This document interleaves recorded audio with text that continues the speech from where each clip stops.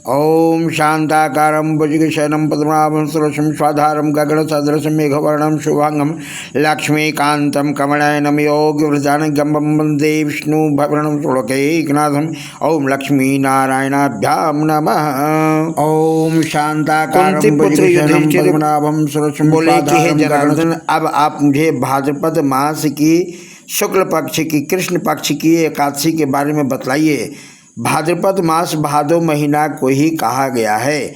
भाद्रपद मास के कृष्ण पक्ष की एकादशी व्रत के बारे में बताइए। उस एकादशी का क्या नाम है तथा उसकी क्या विधि है, सो सब विस्तार पूर्वक है। श्री कृष्ण बोले कि हे राजन, भादो की कृष्ण पक्ष की एकादशी को अजा एकादशी कहते हैं और इसी को जया एकादशी भी कहते हैं। इसके व्रत करने से समस्त पाप नष्ट हो जाते हैं।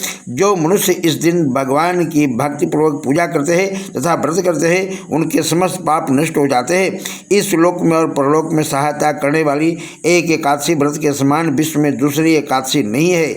इस एकादशी की कथा इस प्रकार है। प्राचीन काल में एक चक्रवर्ती राजा राज्य करता था। उसका नाम हरिश्चंद्र था। वह अत्यंत वीर प्रतापी और सत्यवादी था। उसने अपनी स्त्री तथा पुत्र को बेच डाला। वह स्वयं एक चांडाल के यहाँ कफन लेने का काम किया, परंतु उसने इस आपत्ति के काल में भी समय में भी सत्य को नहीं छोड़ा। जब इस प्रकार रहते हुए उसको बहुत वर्ष व्यतीत हो गए, उसे अपने इस नीच कर्म पर बड़ा दुख हुआ और वह इससे मुक्त होने का उपाय खोजने लगा। वह उस जगह सदैव इसी चिंता में लगा रहता था कि मैं क्या करूं। एक समय जबकि वह चिंता कर रहा था, गौतम ऋषि आए। राजा ने इन्हें देख करके प्रणाम किया और अपने दुख की कथा सुनाने लगे। महर्षि राजा के दुख की कथा सुनने लगे। महर्षि राजा के दुख से पूर्ण वाक्यों को सुन करके अत्यंत दुखी हुए और राजा से बोली कि हे राजन, भादो महीना के कृष्ण पक्ष में एकादशी व्रत होती है और एकादशी का नाम है अजा एकादशी, जया एकादशी।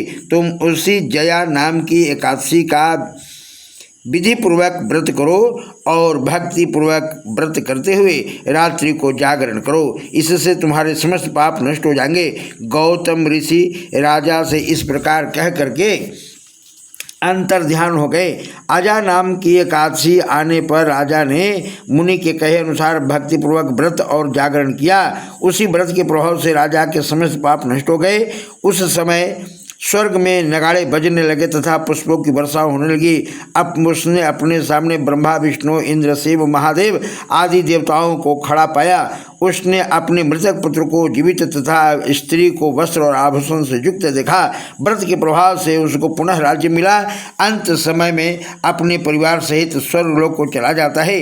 हे राजन, यह सब अजा एकादशी के जया एकादशी के व्रत का प्रभाव है। जो जया एकादशी है उसी को अजा एकादशी भी कहते हैं। जो मनुष्य इस व्रत को विधि पूर्वक करते हैं और रात्रि जागरण करते हैं, उनके समस्त पाप नष्ट हो जाते हैं और अंत समय में स्वर्ग को जाते हैं। इस एकादशी की कथा के श्रवण मात्र से ही अश्वमेघ यज्ञ का फल की प्राप्ति होती है और इस व्रत के समान, एकादशी व्रत के समान अन्य कोई दूसरा उपाय नहीं है। प्रेम छोड़े विष्णु।